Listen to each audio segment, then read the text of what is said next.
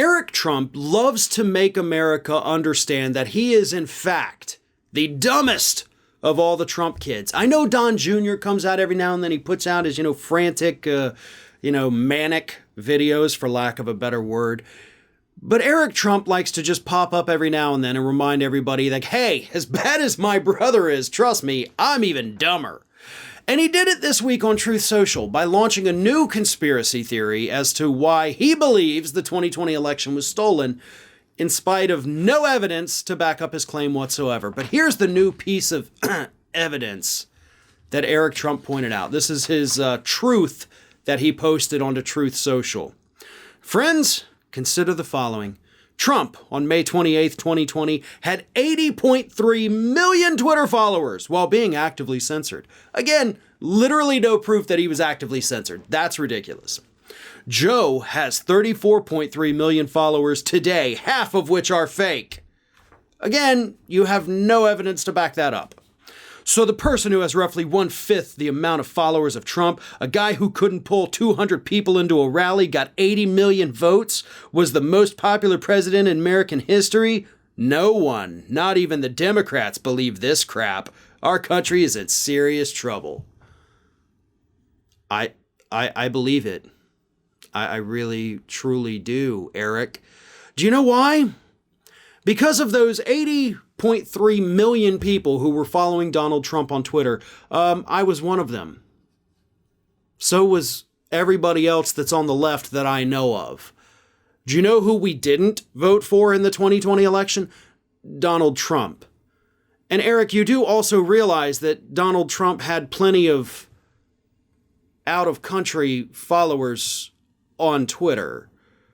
And of course, a lot of those were bots as well. So just because you've got a huge following on Twitter doesn't mean you're the most popular person on the planet or the best politician. Like, those numbers really don't mean really anything. I mean, there was a long time on Twitter where Ashton Kutcher was the most popular person, even though he wasn't doing movies or TV shows. He just had the biggest Twitter following.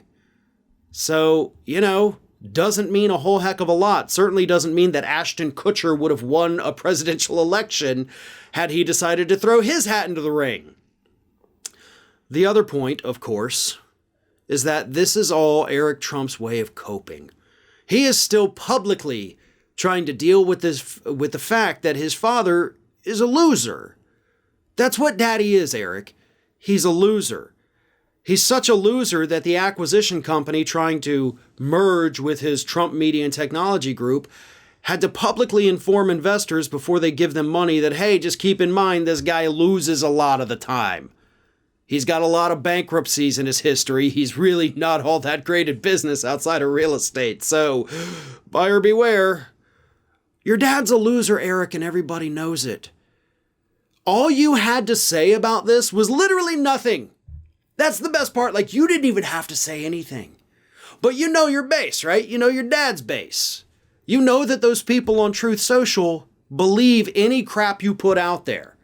Oh, and as for Joe Biden not being able to fill 200 people in a rally, yeah, we were in the middle of another wave of a deadly pandemic, and we didn't have vaccines back then. So yeah, not to mention the fact that the Democratic Party wasn't acting like a damn cult like your party was. Your dad would hold a couple super spreader events, people would die. You got to take that into consideration, because a lot of those Twitter followers he had ended up in early graves due to COVID. So, I didn't see that in your little math and your little truth that you sent out. So maybe factor that in next time. Maybe also consider the fact that Joe Biden's boring. Nobody wants to follow him on Twitter because he's got nothing important to say. That doesn't mean if they saw his name on a piece of paper next to your dad's, they would vote for Trump instead of Biden. It just means that people don't care to follow him because his tweets aren't making headlines every 5 hours like your dad's were. Your dad was a newsmaker, I'll give him that. He was popular on Twitter just by the sheer number of followers, but not all who followed him did it because they loved him. A lot of us, myself included, did it because we enjoyed making fun of him. Hey everyone, this is Aspen. And did you know that for the low cost of $0 per day, you can subscribe to the Fair and Balanced YouTube channel. We also encourage you to like, comment, and share, but again, click that subscribe button and help Aspen not be so grumpy.